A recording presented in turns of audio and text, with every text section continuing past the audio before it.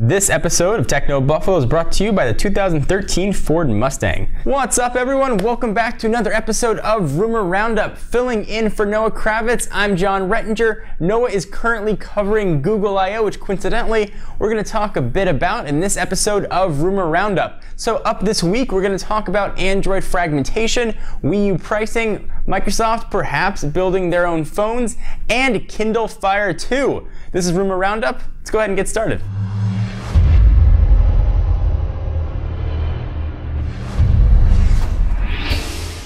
So let's start with the news of the week. Android 4.1 Jelly Bean is here, or at least coming soon. Great news for some, bad news for others.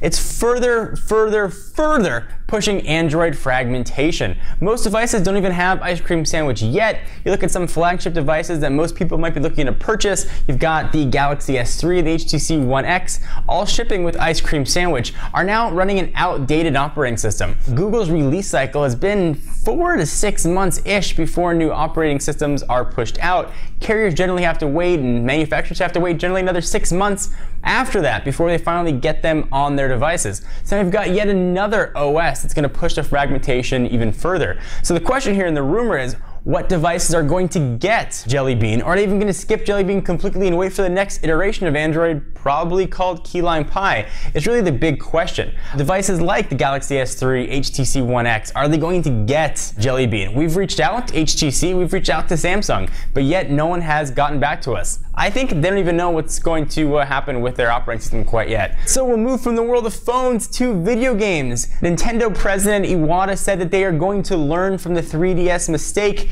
when they launched the Wii U. They haven't told us what the price of the Wii U is going to be, but when the original Wii launched in 2006, it came out for a $250 price point. And all signs are pointing to that $250 price point being the same price point that we see for the Wii U. Pretty relatively entry-level price, but what's even crazier is that the Wii came out in 2006. It hardly seems believable that the Wii has been out for 6 years. If you guys remember back in 2006 when the Wii came out, it took the world by storm. Motion controllers now are something we take for granted, but back then, we'd really never even heard of them. You couldn't pick up a Wii for almost a full year. The things were so hard to find. Nintendo's certainly hoping they can emulate that with the Wii U. I'm just excited about the classics for Nintendo. I'm excited about Mario Brothers with better graphics. I'm excited about Mario Kart with better graphics, and maybe playing some first-person shooters on there with current gen graphic capabilities. But nice to see a Nintendo console that can push out 1080p content. The rumor though is a price, and I do expect the Wii U to hit $250. So let's go from games to tablets. Let's talk about the Kindle Fire 2. All the hoopla has been about the Nexus 7 that was announced earlier this week, and it clearly has the Kindle Fire right in its crosshairs. Amazon though is not one to rest on their laurels, and rumors of the Kindle Fire 2 are already swirling. We are looking at supposedly a July 31st announcement with updated specs. Supposedly we're going to see that same 7-inch screen with an updated resolution of 1280 by 800. We may also see potentially a larger, pricier version with a 10.1-inch screen. You're going to have Tegra 3 powering this thing, so you're going to get quad-core with a multi-core GPU as well, so better for games. We're going to see the same price point at just about $200. And we should also see the existing Amazon Kindle drop down $50 to $149. So spec for spec, we're looking pretty close, minus the cameras, to the Nexus 7. The Nexus 7 certainly offers the latest and greatest from Android, but it is an Android experience. The Kindle Fire, presumably Kindle Fire 2, sort of taking the Android out of Android. It's running on an older Android operating system that's been completely reskinned and is meant for Amazon consumption. If you read a lot of books and you want to live inside of Amazon's ecosystem, it's going to be a great, potentially, way to go. However, if you want the freedom and flexibility to be really able to do whatever you want to your tablet, you might want to look at the Nexus 7.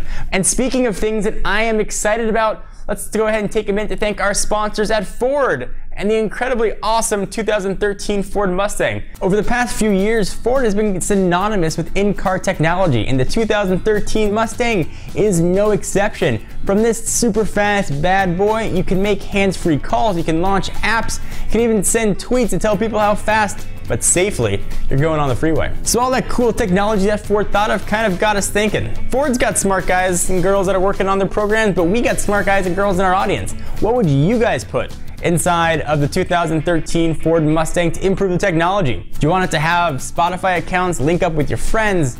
Do you want it to pull in some maps as you're driving by stuff? Say driving by a cool restaurant? Do you want it to let you know anything that you guys can think of? And if you come up with something good, we will feature your response in an upcoming video. Thanks again to Ford for sponsoring today's show and their commitment to the world of technology, which we obviously all appreciate.